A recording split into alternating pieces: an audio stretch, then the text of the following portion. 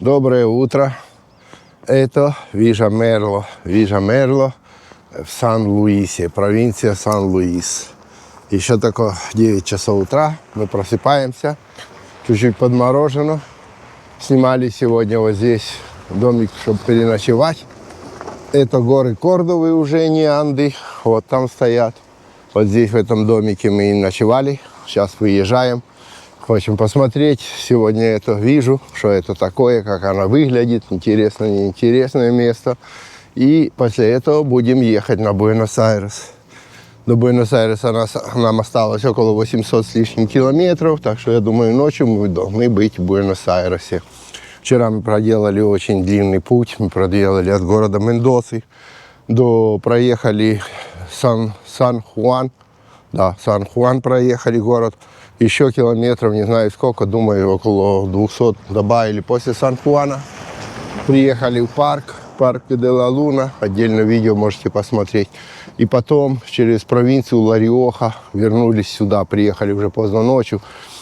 Сюда тоже было около 8 часов езды ночью, все время по дорогам, конечно. Одни лисы, больше ничего, скучновато, но ничего. Сейчас едем в какую-нибудь кафешку, попьем кофе утреннее и вперед. Нас ждет ночью Буэнос-Айрес, а сейчас нас ждет Вижа-Мерло. Смотрим, городок такой туристический.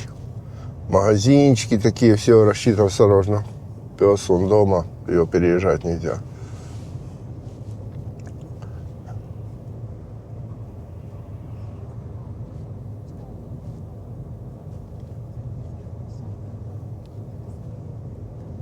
Видно, что любители всяких этих гор кордовецких посещают это место. И в сезон тут, наверное, куча туристов. Рядом что здесь? Ну, за горой провинция Кордова. Если переехать, если объехать, там ниже будет Рио-Куарто, по-моему, городок. Если туда, в ту сторону, вот так поехать и через горы переехать, там будет вот Карлос-Пас, Кордова. Ну, то есть не так далеко от капиталя Сан-Луис. Тоже, не знаю сколько, но думаю, около 100 километров, наверное, будешь в капитале Сан-Луис. Куча таких домиков Кабаньяс типа сдаются, видите. Рио-Рио, спа тут есть. Напротив другие кабани тоже сдаются, такие есть интересные места, где можно остановиться, особенно если отпуск. Хотя, наверное, тут и так снимают, потому что машин столько, что это же не отпуск, наверное, так просто сдают тоже. То мы ехали по центральной улице, теперь проедемся чуток в стороне, потому что всегда есть две стороны медали, одна центральная и одна обратная. Проезжаешься за 100 метров и может быть вот такое. А по центральной едешь, совсем другая улица. То есть, если кто для жизни ищет такое себе местечко, то, в принципе, хорошее. И центр есть со всеми этими самыми магазинами.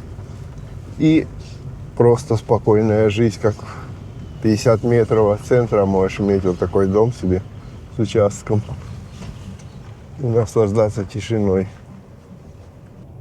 Мне что-то ассоциируется с таким типичным городком туристическим. Вот во многих таких туристических местах есть городки, у которых есть несколько таких центральных улиц, гуляющих со всеми крутыми магазинами. Ну а дальше просто такой поселок, где люди живут, все улицы остальные.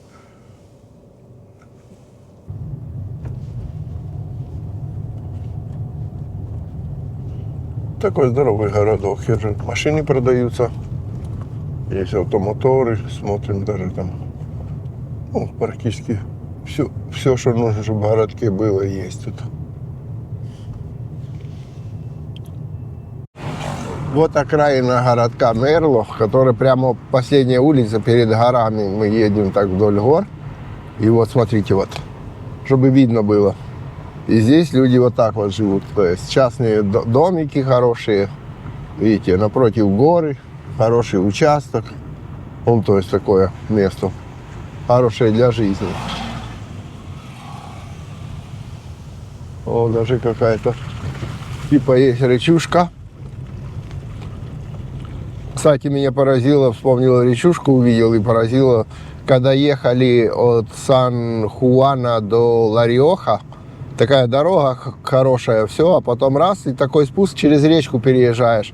И написано, если типа воды будет много, то не переезжайте там. То есть моста нет, а просто так по дну речки. Но сейчас высохшие речки, сейчас можно было переехать свободно, никаких проблем. Но я подумал, думаю, хорошо, ну а когда не высохшие, и ты едешь, и вот там от одного поселка до другого поселка около 100 километров с той стороны и с той стороны. И ты приезжаешь, и тут река, типа, ну и что ты делаешь? Как бы что, назад едешь 100 километров, ищешь какие-то объезды или ждешь, пока река это спустит воду, или как поступает в таких случаях. То есть, когда нет мостов, а просто переезды. Кстати, дорога номер 40 тоже, там полно таких вот маленьких переездов через такие речушки. Ну, так я понимаю, там даже не речушки, а ручьи, которые с гор текут, в свое время бывают водой наполненные.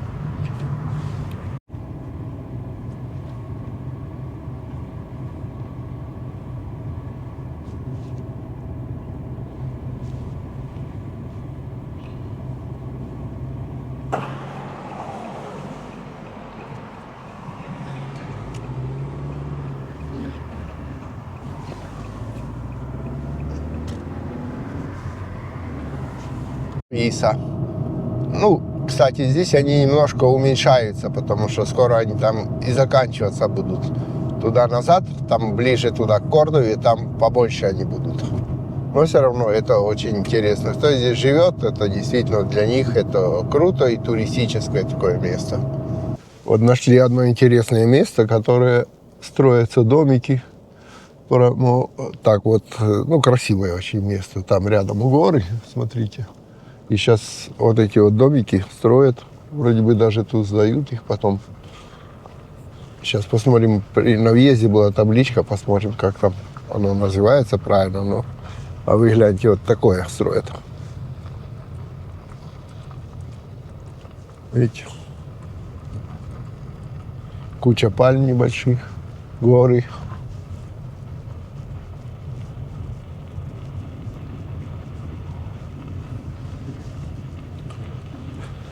Хорошие участки. У некоторых дома очень большущие, у некоторых поменьше.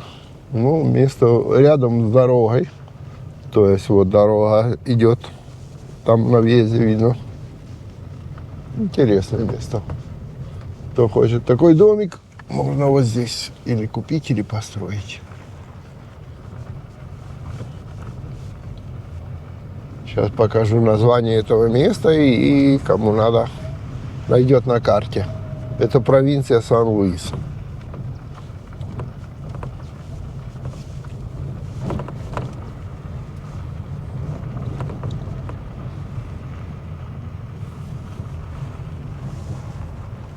Вот так. Альтос дель Пальмар. Вижа Эко-Урбана.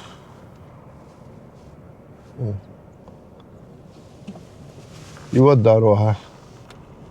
По ней можно поехать в Буэнос-Айрес, а можно поехать в другие места. Кордову, еще куда-нибудь. И рядом с ним живописные места. Сейчас мы попробуем посмотреть, какие. Насколько они живописные. Поселок, который я показываю вверху. А мы едем вот чуть ниже, под забором.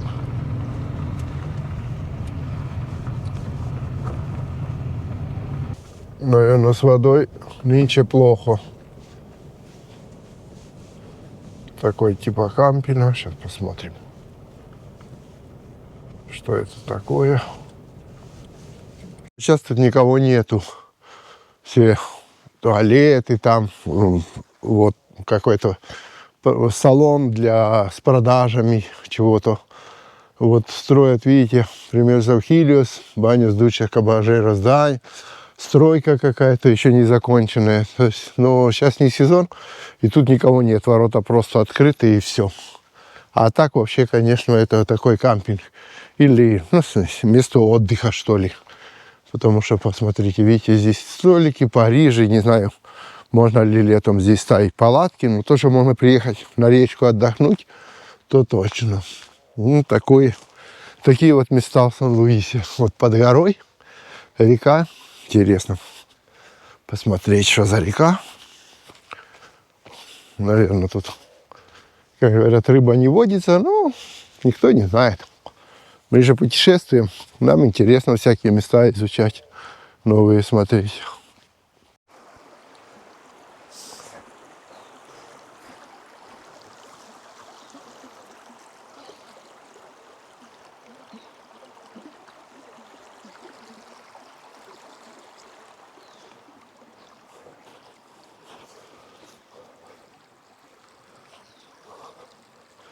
Когда здесь воды будет побольше, будет интереснее, конечно, это место.